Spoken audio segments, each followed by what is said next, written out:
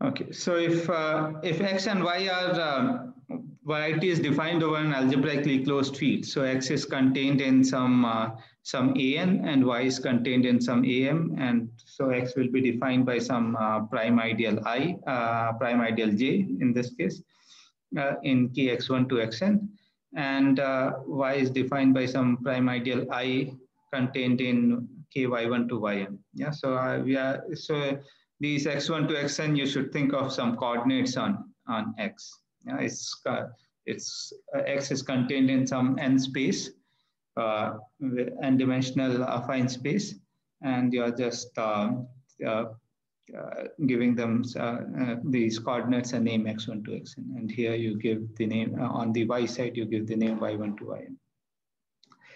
So a morphism from x to y is a function, set function, which can be defined using polynomials. Yeah, that is the definition of morphism of varieties, if you like, over an algebraically closed field. So in other words, there exist polynomials f1 to fm in the polynomial ring kx1 to xn, such that if you plug in a point in capital X, which will be an n tuple, and a zero set of every polynomial in J, then you plug in this n tuple in f1 in this capital F1 to capital Fm, then you get m tuple, and that m tuple is the function, is the value of this function little f from x to y. Yeah, so this m tuple has to be in y. So this is the definition of morphism of affine varieties, and this is equivalent to saying that you have a. So last time we showed that this notion is equivalent to showing that if you have a ring homomorphism, a K-algebra homomorphism from the coordinate ring of y, which is ky1 to yn mod I, to coordinate ring of x, which is kx1 to xn mod j.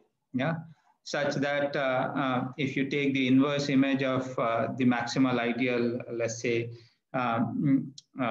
x minus a1 to x minus an, then you get the maximal ideal y minus b1 to y minus bm, y1 minus b1 b1 to yn m minus bm, where b1 to bm is the image of a1 to an under the map f.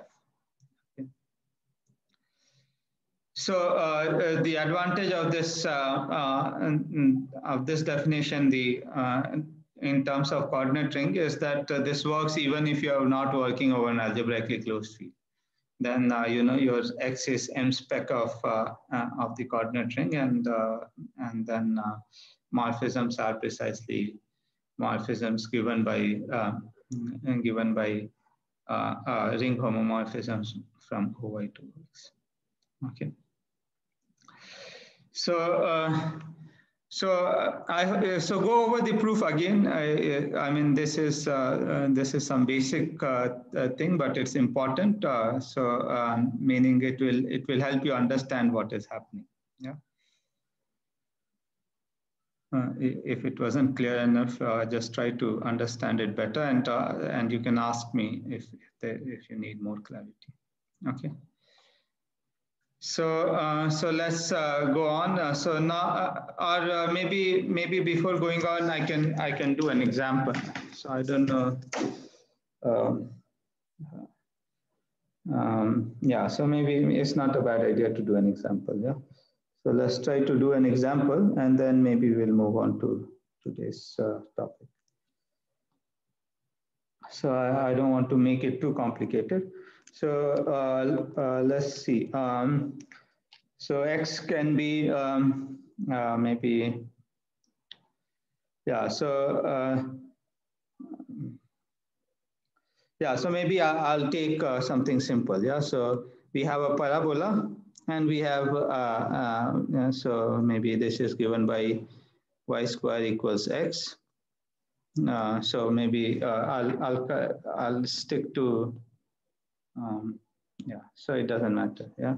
So yeah, y square equals x.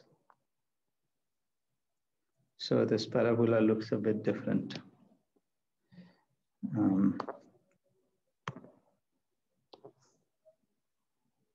Okay, it doesn't matter. Y square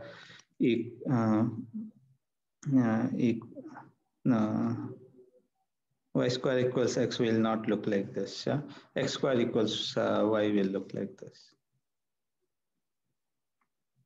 Y has to be always positive. So x square equals y.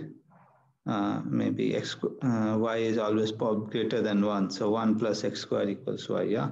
So something like this is your one curve, and so maybe y, and you have a map, let's say to the x-axis. So this is your line. Yeah. So what is the coordinate ring of x? What is OX?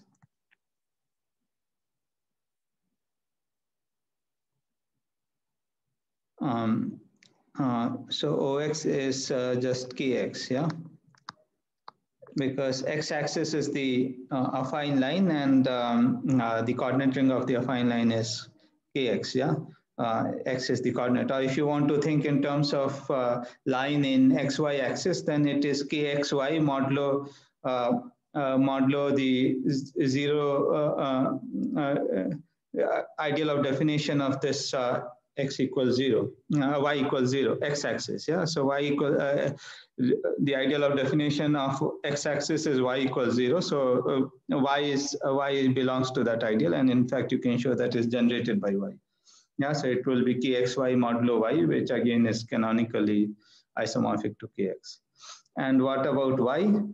Oy is kxy, and is defined by this ideal, and this happens to be an irreducible ideal. Yeah, it's linear in y. So irreducible polynomial. So x square minus y plus 1. Yeah. So this is OY. Yeah. So y and geometrically y is x a time. So I'll use AB so that a comma b, such that p is 1 plus a square. Yeah. And let's say everything is in AB are in complex numbers. So pictures, since we want to work over an algebraically closed field, the picture is the real picture, but we'll work over complex numbers. Yeah. So K equals C. So what is so there is one natural map which is you just project onto the x-axis. Yeah. So this is going to be defined by polynomial. Yeah, so what is the map from y to, so okay, so this is a map from y to x instead of x to y, but it doesn't matter. Yeah, so the map is a comma b goes to the first component, which is a. Yeah, so this of course is defined by polynomials, because is given by the polynomial x. Yeah, so there is only one f. So this is so x, remember, is contained in a1, in fact, and this is, or if you like, a2, but then f2 will be 0. But anyway, we can also think of it as in a1 itself. Yeah. So you just have to give me one f, and so this, here the coordinates are x comma y, and here the coordinate is x. Yeah. So unfortunately, we are using the same thing. So maybe yeah. So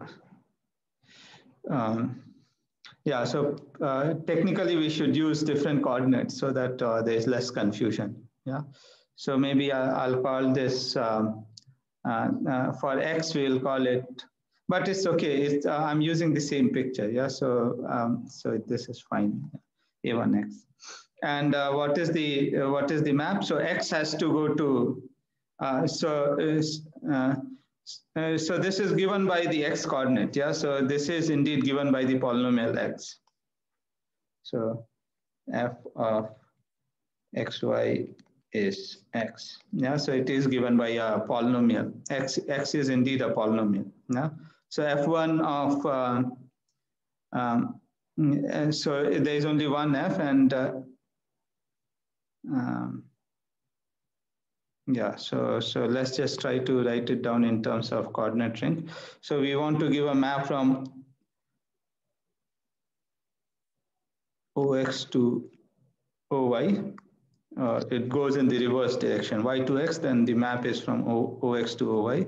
So the map is KX, you want the map from KX to KXY modulo X square minus Y plus 1. And the map is X goes to X. Yeah, so X goes to the image of X here, X bar. Okay. And so if you want to write it in terms of polynomials, so you have to give a polynomial in the target ring. Yeah, so one has to give a polynomial here in terms of this guy. So so basically, so f1 to fm are polynomials in x1 to xm here. So the corresponding x1 to xm here is xy. Yeah. So so here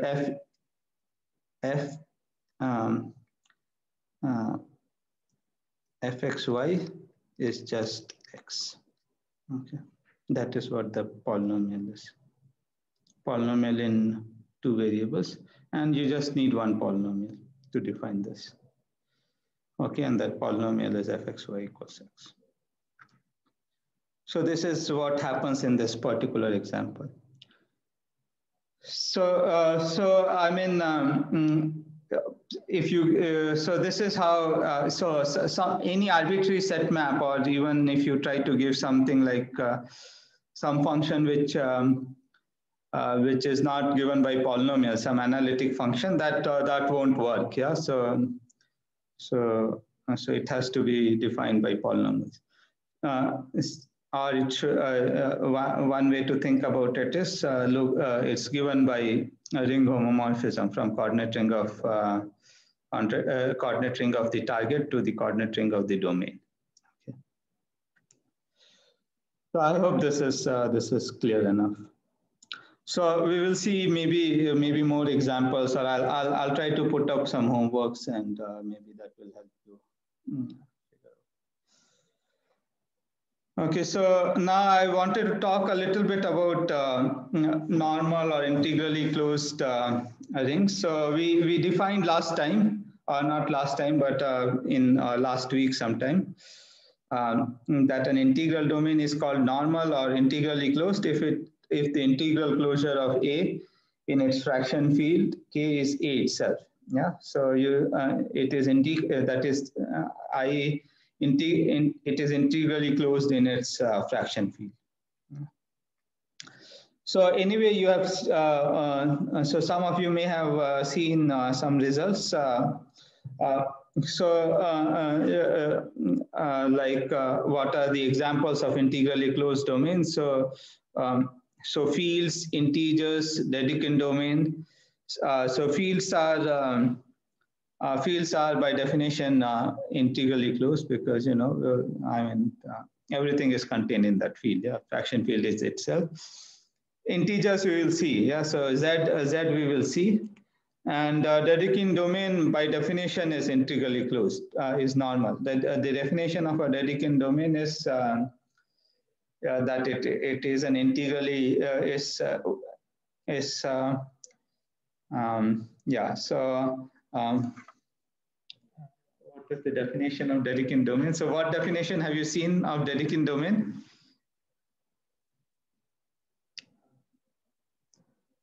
So there are many equivalent definitions. So those who have taken number theory, what is the definition of Dedekind domain? One-dimensional integrally closed Noetherian. That's what.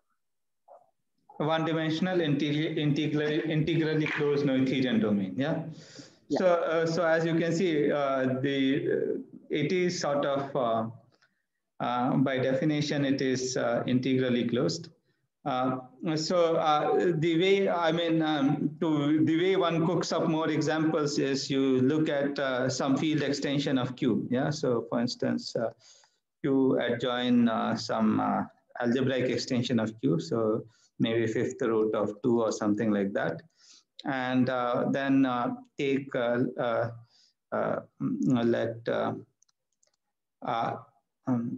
let R be integral closure of Z in fifth root of in this field. Yeah. So this is how you cook up fifth root of 2. Yeah.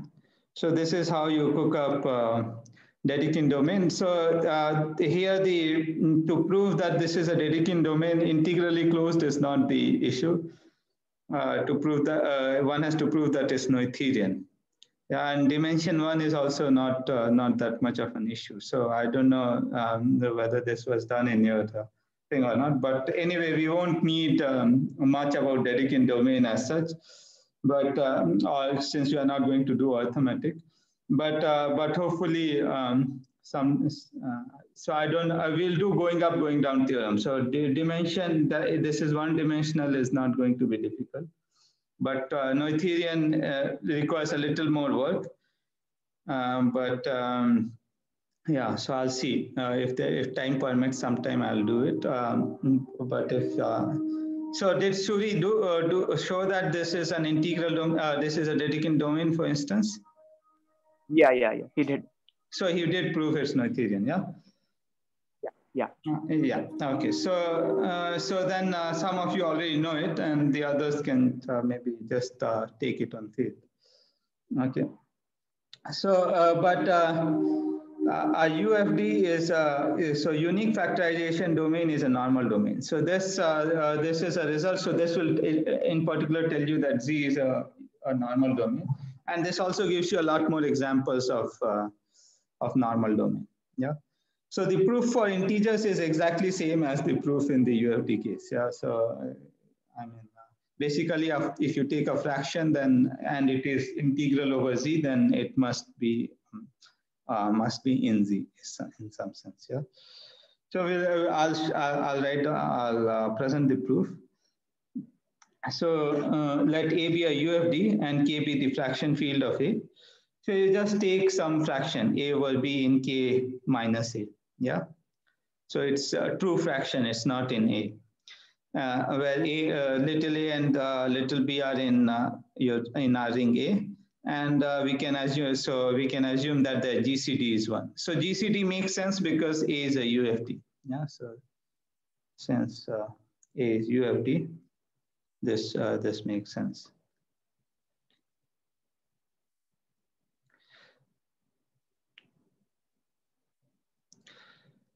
So the point is, so what it means is that there is no common prime factor between A and B. Yeah, so there is no prime which divides both A and B. And remember, A over B belongs to K minus A, means that B cannot be a unit. Yeah, if B is a unit, then A is then B inverse A is already in A. Yeah, so B is a non-unit, non-zero non-unit, and so some prime will divide B. Okay. But no prime divides both A and B. Now, suppose you have suppose A over B is integral. Yeah, so A over B is integral. Is integral over A. So that means we'll have some monic A over B will satisfy some monic polynomial with coefficients in A, which I've written down here, A over B power n plus Cn minus 1, A over B power n minus 1, dot, dot, dot, up to C0 is 0. Yeah, for some Ci's in. So you just multiply this equation by B power n to get an equation in A. Yeah, so in A we understand we'll get some contradiction. Yeah. So we get this equation. So the first term is a power n, and the rest of the terms have b in common. Yeah. So suppose now p is some prime which divides b, prime element of a which divides b. Then p will divide everything except a power n in this equation. Yeah. So it must divide a power n as well, because p divides b and b divides everything. So there is a factor of b in all the other terms. But p is a prime element, so p has to divide a as well, which contradicts that a and b is have a common factor. Okay. So UFDs are normal domains, so that tells you that. So now you have a lot more examples. Yeah, so a polynomial ring in over a field or over integers in as many variables as you want is again a normal domain. Okay. So normal domain are there are a lot of normal domains. So there I mean almost all nice integral domains are normal. Okay. And then there is another fact that if you localize a normal domain, then it stays normal. Okay. And you know, there is some sort of converse as well. So if but that is slightly more difficult. That if the so there are many important results, but you know, if I start doing everything, then it will become a course on commutative algebra. So there is another fact. So this is not difficult. So yeah, so maybe we can see a proof of this as well. But maybe this is also exercise material. But something like this is also true. So if a sub a is an integral domain and a sub p is normal for all primes, or in fact all maximal ideals. So all primes p in spec A, or you can put M spec as well, then A is normal. Okay. So normal is something, so such a property is called a local property. So normal in particular is a local property. You just have to check it locally. Okay. So it's a very nice property. It's somewhat algebraic, but it has some nice geometric consequence as well. So maybe I'll give you an example of a non-normal ring rather than. So of course, one is you just take something which is not a one-dimensional ring, which is not a Dedekind domain. Yeah. And so example is I don't know, Z adjoint.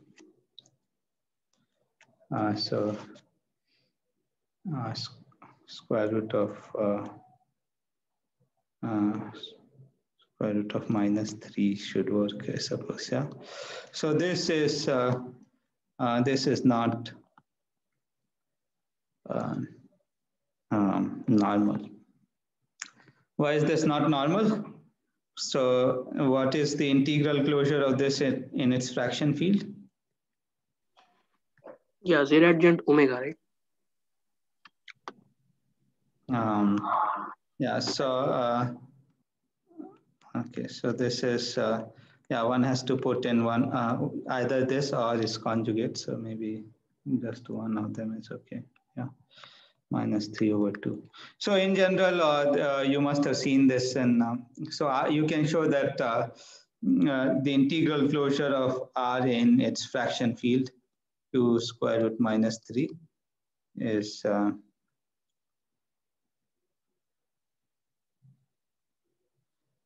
square root -3 is actually this.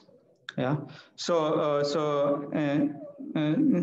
so of course square root -3 belongs to this R bar, but this element in particular doesn't belong there. Yeah. But you can show that this is integral over c square root minus 3, because you consider this this element alpha. Let's call this alpha 1 plus 3 over 2.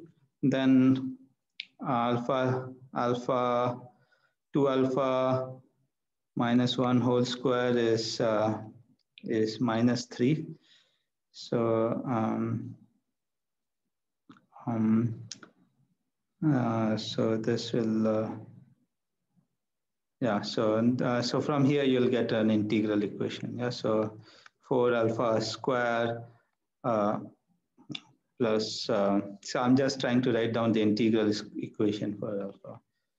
Minus 4 alpha plus 1 equals minus 3. So you can see four factors out. So you get alpha square minus alpha plus 1 equals 0. Yeah. So alpha satisfies. So actually this is a cube root of unity, as Swamindeep said. Yeah. So that of course is satisfies x cube minus 1, which is an integral equation. Okay, so that easily proves that this is not normal. To prove that this is indeed the whole of this requires a little bit of work, but at least it shows that this is not normal. So this is from number theory, but since we are doing algebraic geometry, I should give you an example in a geometric example. So something like this, if you look at the coordinate ring of something like this is not going to be normal. Okay, so this is a curve which has one bad point, which is this point. Yeah, so this point is a bad point. So it's not going to be normal. Normal curves has no such bad points. Yeah, it's like a smooth guy. Yeah, so there's no you can't have multiple tangents at a point, or even something like this is not normal.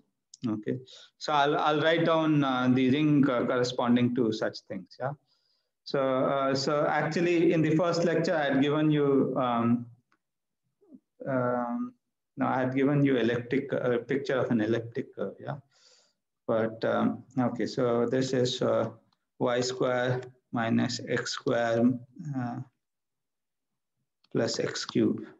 Okay, so I'm not sure if this is exactly this, but so as x goes to infinity,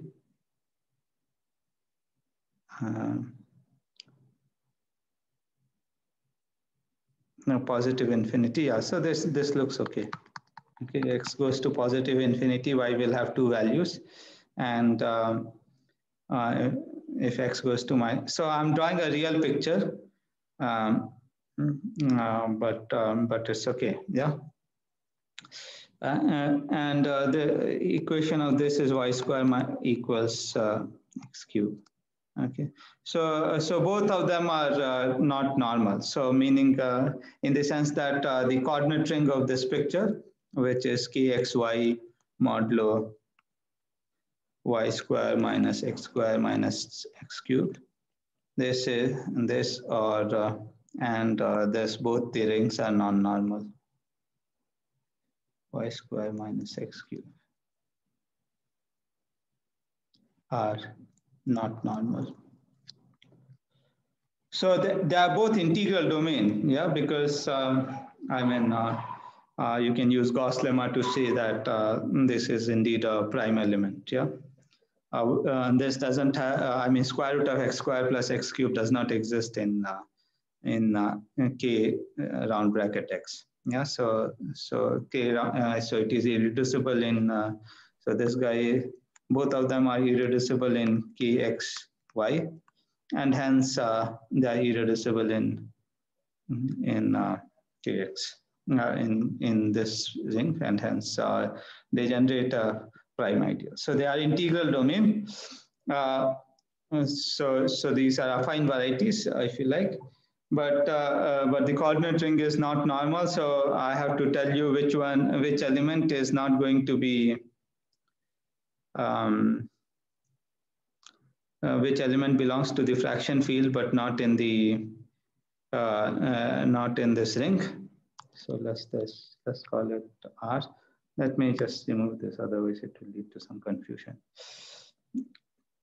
So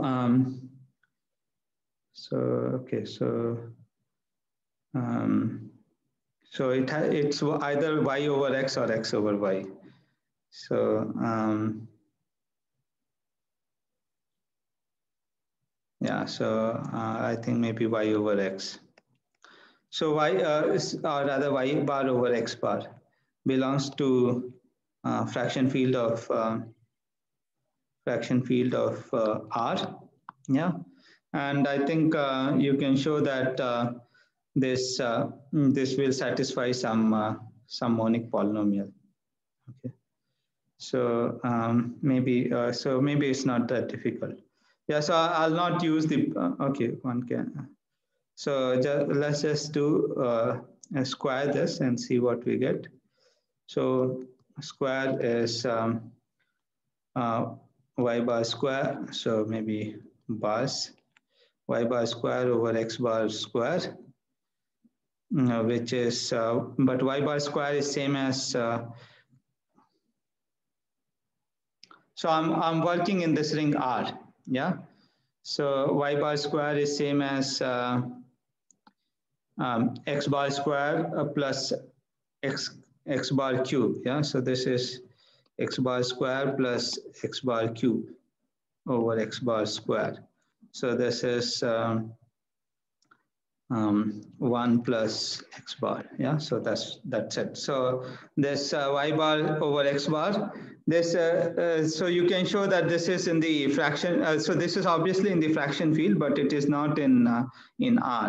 Okay, so this is in fraction field of R but not in R, and this let's call this alpha. Then alpha satisfies alpha square.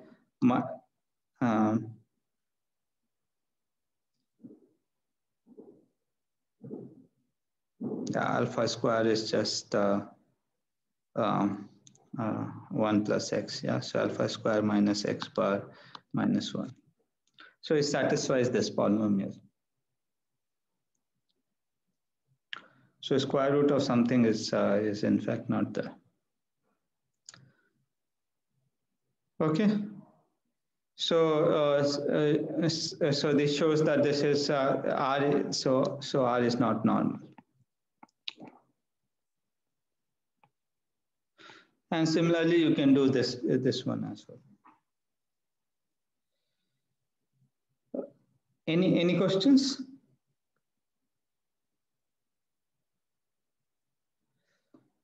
Okay.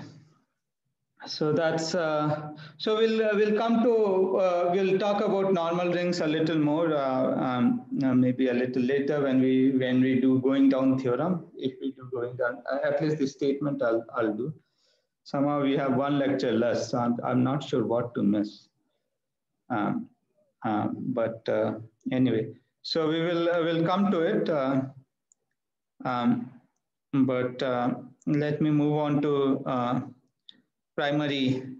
So next, so I hope you know this way of mixing commutative algebra and algebraic geometry is going to give you some intuition of algebraic geometry as well.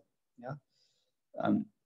So just some geometry and rings, how to translate things will become slightly more clear. Okay. So these bad points are actually called singular points, and if you look at one-dimensional normal varieties means whose coordinate rings are normal, is are actually nice. So it doesn't have any singular points. So different story in higher dimension. Will you define smoothness or no? And I haven't defined smoothness, so it doesn't have any bad points. So I maybe we'll define it sometime, yeah, later. All right. But not right now. Okay.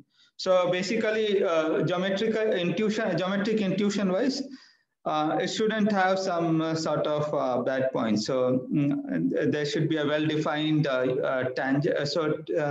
Okay, so the one way to define it is that the tangent dimension should be same as the dimension of the space at every point.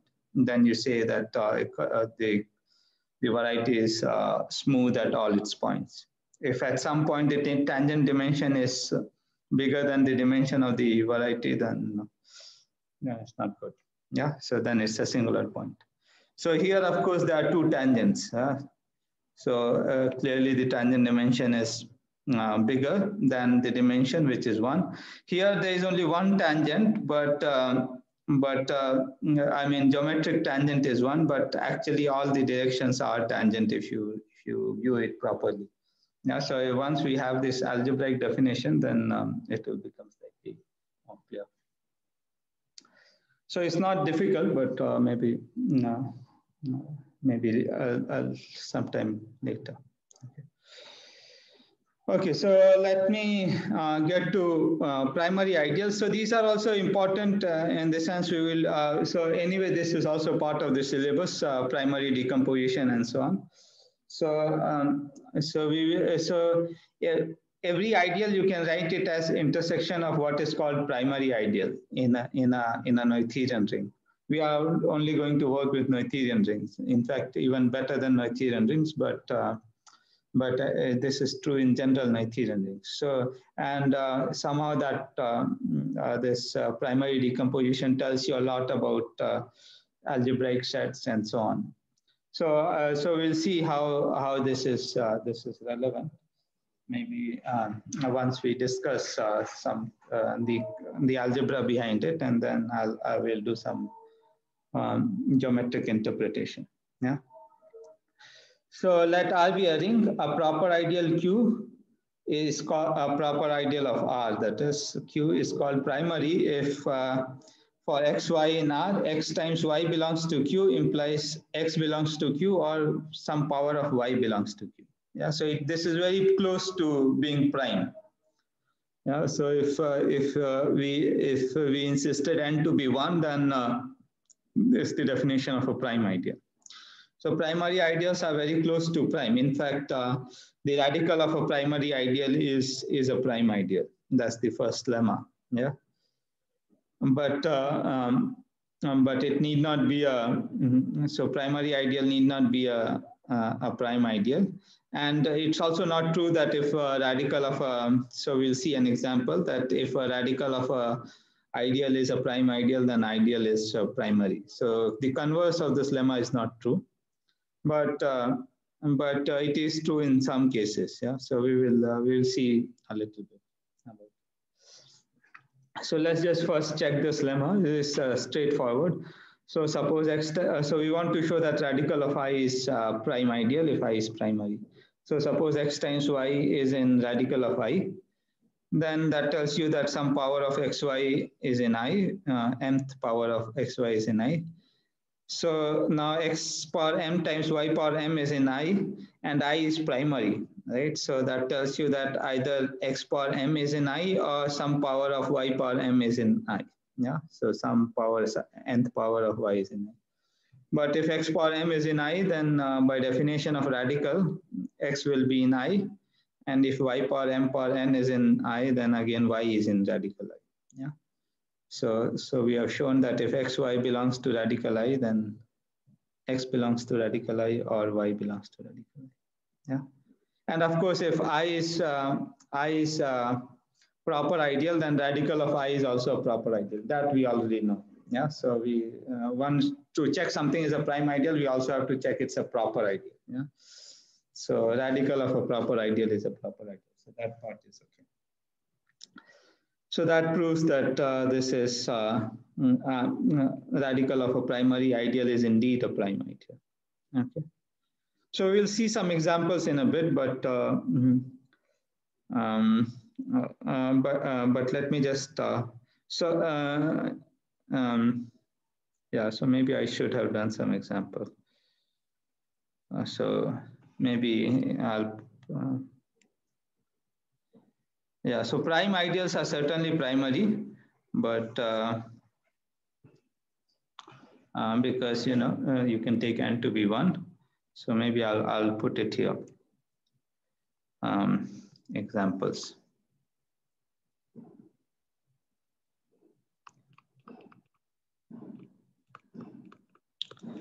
Are prime ideals.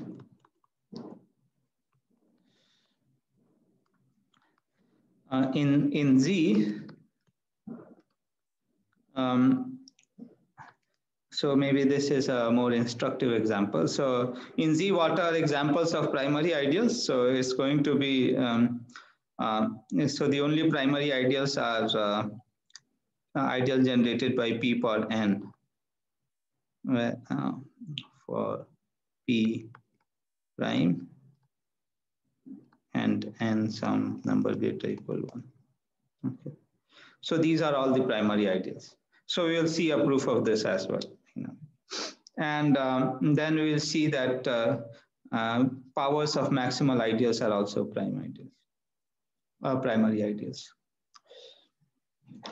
So this is a consequence of that. Yeah. So in Z, ideal generated by a prime number is actually a maximal ideal, and we are just taking powers of it. So from there, you can conclude that once we have proved that powers of maximal ideals are primary ideals. Okay, so yeah, so if I is primary I ideal and P is the radical of I, then I is called P primary. So we want to say a primary for which prime ideal. Yeah. So I is called P primary ideal. So that is another piece of notation or definition, whatever way you want to see. Okay. Another character. So this doesn't look very symmetric. So another meaning, say something about X and something about Y. But another way to think about a primary ideal is that a Q is a primary ideal in R if and only if every zero divisor in R mod Q is nilpotent. Yeah. So it need not. I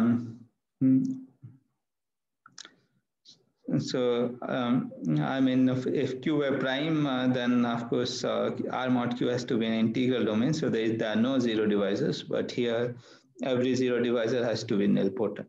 Is what the condition says. Prime powers need not be primary in general, right? Say that again. And powers of prime ideals need not be primary in general, right? No, that's not true. Yeah. So xz in kxyz by xy minus z squared. That works. Yeah. So I'll discuss that example. Yeah. But in general, powers of prime ideal need not be primary. Yeah. But powers of maximal ideal we will see is primary. Okay. Okay. So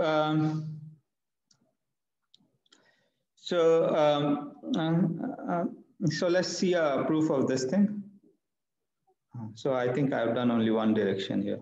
So maybe we'll have to write down the other direction. So suppose P is radical of Q and Q is primary. Then we want.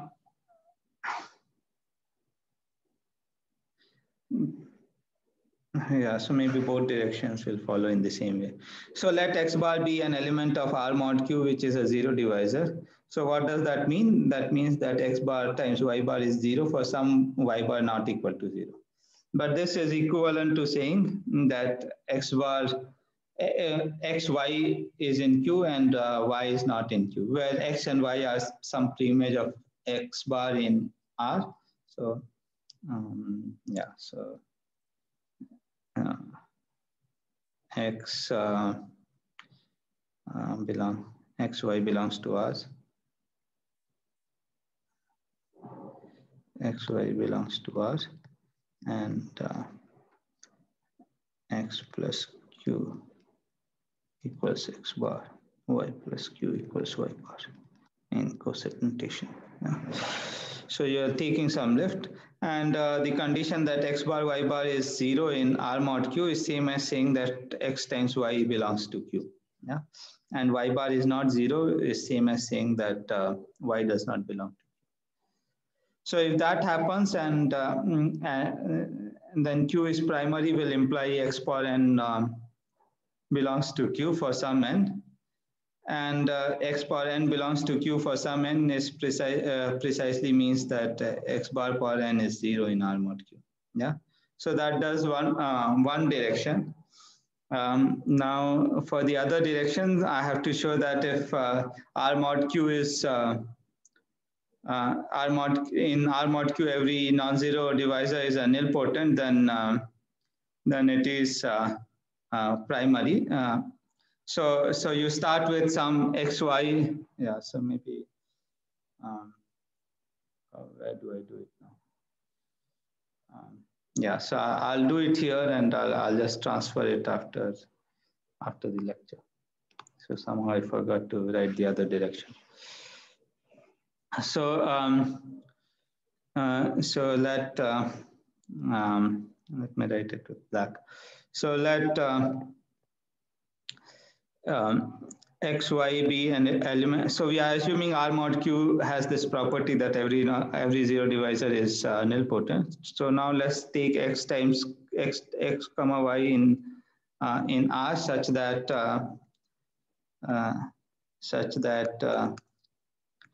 x times y belongs to Q. We want to show that either x is in Q or some power of y is in Q. So if x does not belong to Q, what does that tell us? That tells us that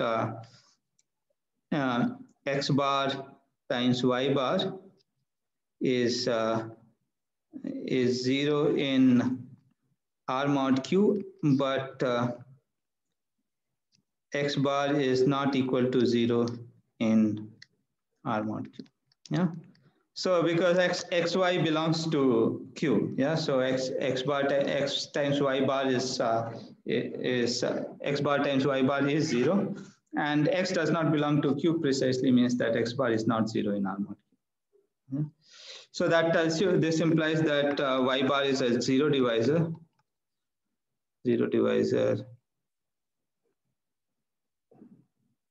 in R mod Q, which implies it's nilpotent. So y bar per n equals 0 in R mod Q, because we are now assuming, so we are doing the different direction. Yeah, so maybe I'll just so we are doing the other direction. So this implies so y bar per n is 0 in R mod Q precisely means that y per n belongs to Q. Okay. So if x does not belong to Q, then we have shown that y per n belongs to Q. If x belongs to Q, then we are already done. Yeah, which implies Q is primary.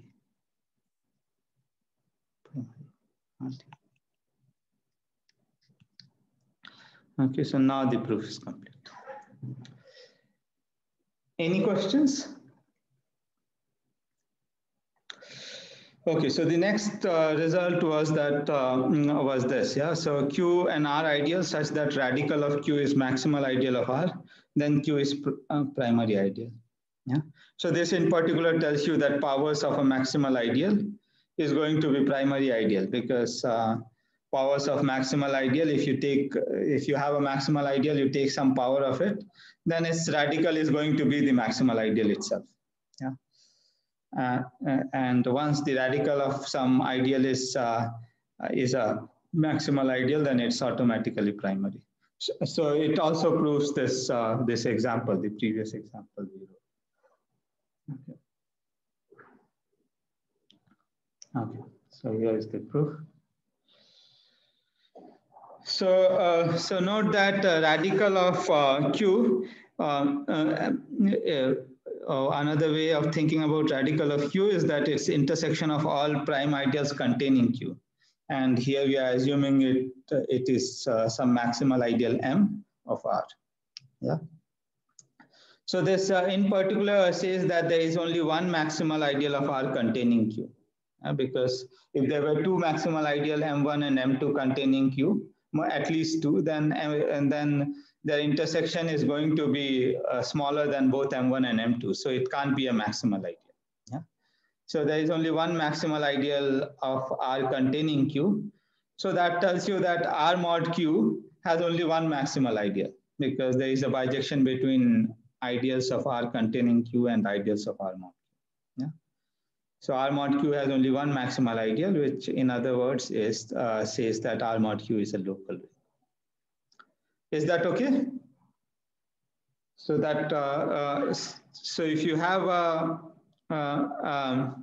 ideal Q such that its radical is maximal, then R mod Q becomes a local ring, and its maximal ideal is basically M mod Q, where M was that radical of Q. Okay, so now we will use this characterization that every zero divisor in is nilpotent implies Q is a primary ideal. Yeah. So now let's just look at some element X bar in R mod Q. Yeah, so we want to show that if it is a zero divisor, then it must be nilpotent. So if it does not belong to M bar, then of course it's not a zero divisor, because we are in a local ring, so it must be a unit. Yeah. So if X bar is not in M bar, then it is a unit. We don't have to do anything. And if X bar is in M bar, then if we just show it's nilpotent, then we are done. Yeah. So in particular, it's a zero divisor and nilpotent. So what does it mean? X bar is in M bar. It says that X bar is in radical of Q mod Q. Yeah, that is what. So that by definition means that some power of X bar is zero in. Yeah, so that you take some representative of X bar, some preimage of X bar in R. So X belongs, and that X belongs to radical of Q, and which means some power of it is in Q. Yeah, which means X bar for N is zero in R mod Q. So we have shown that every element of M bar is actually nilpotent. Yeah. So hence every zero divisor is nilpotent, and that completes the proof. Implies Q is primary.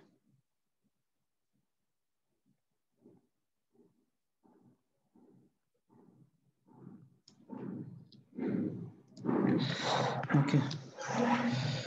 So what are some examples of primary ideals? So of course you can take this ring R and consider this ideal.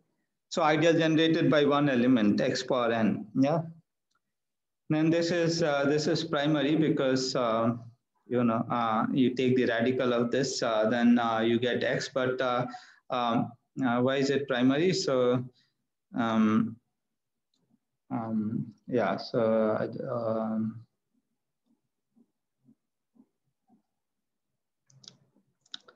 yeah. So you just check. Yeah. So maybe just by definition. So if some product of two elements belong to I, so X times F times G belongs to I. That means it's the X power N divides. So this implies X power N divides F times G. Yeah. So this tells you that either X will divide. So either X will divide.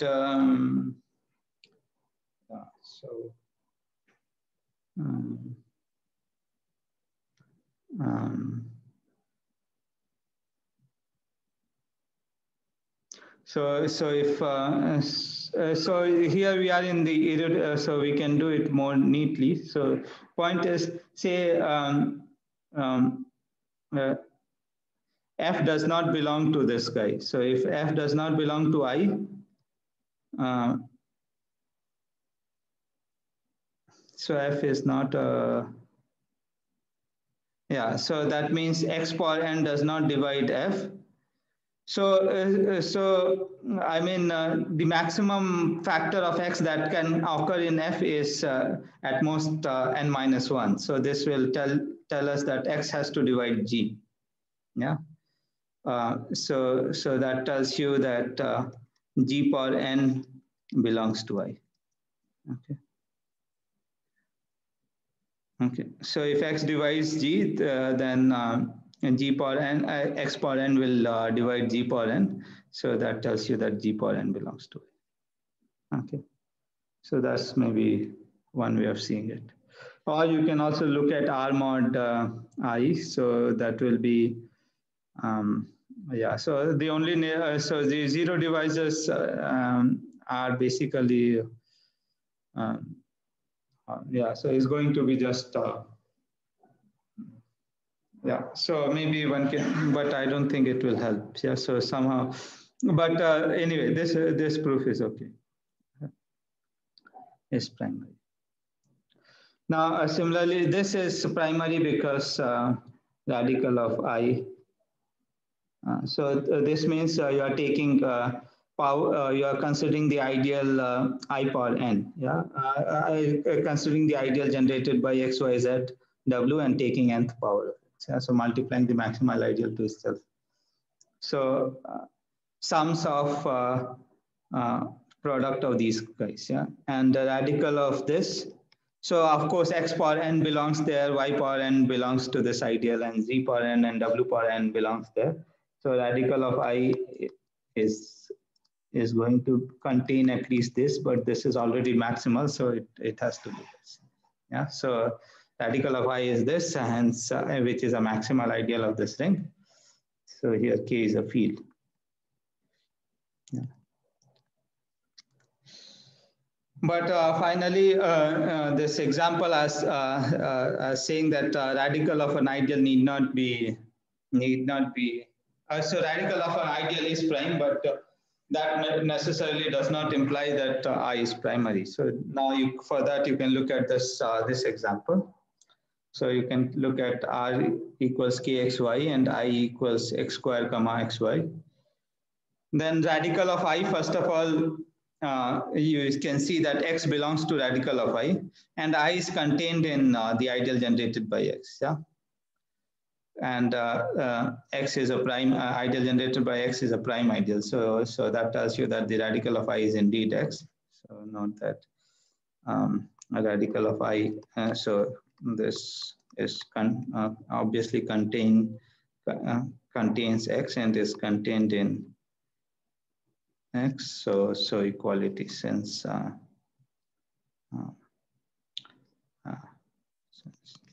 x is a prime ideal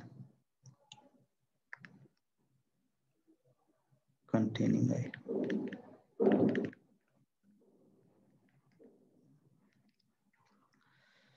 So we get this, but I is not a primary ideal. Yeah, why is it not a primary ideal? So so you can see xy belongs to I. Yeah, but x does not belong to I. Yeah, so no linear polynomial can belong to I because it's generated by degree 2 terms. Yeah, so x does not belong to I, and y in no power of y also belongs to I. Yeah, so in fact it does not belong to radical I. Yeah, so and y power n does not belong to I for all n greater equal 1. Hence I is not primary. So actually you can one can check. So there is what is called an embedded prime here. So what you can check is that I is intersection of these two ideals. So the ideal generated by xy, the maximal ideal, and the ideal generated by x. Okay. So you can check that I, no, not this. Yeah, so x squared maybe. Intersection of x and that will not be nice.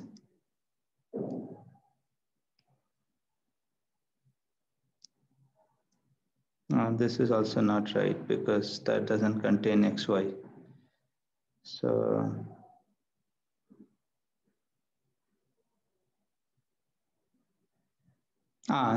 sorry. So this one of them, yeah. So this has to be x, otherwise it won't work. But this one, maybe I don't want to do this. So maybe